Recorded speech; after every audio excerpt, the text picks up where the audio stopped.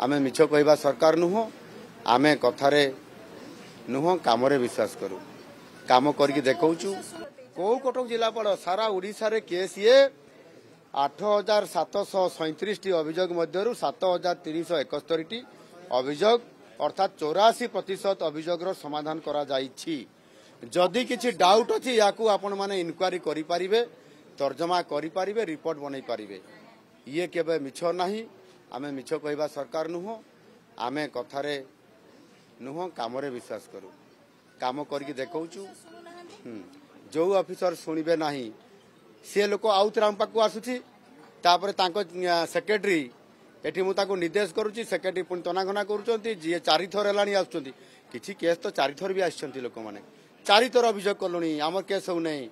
संगे संगे एठू फोन करा जाउची से कलेक्टर हुंतु जे कोनसी अधिकारी हुंतु तुरंत तार समाधान करिया पई जोटा संभव सीए हबो आ जोटा आदौ संभव नै सीए हेबो नै। जिला परिषद निर्देश देइचंती कि वीडियो तहसीलदार उपजिलापाल सेमानक ऊपर कार्यानुष्ठान कथा सोपस मागिचंती दरमा बंद कथा कोआ जाईची जेतु अभियोग प्रकट नाही से संतु से भली नुह अभियोग प्रकोष्ठर हारी गुहारी गुड़िक कलेक्टर एवं संपृक्त जिलार विभागीय अधिकारी माने सेमाने ता उपरे विचार को नेबे एवं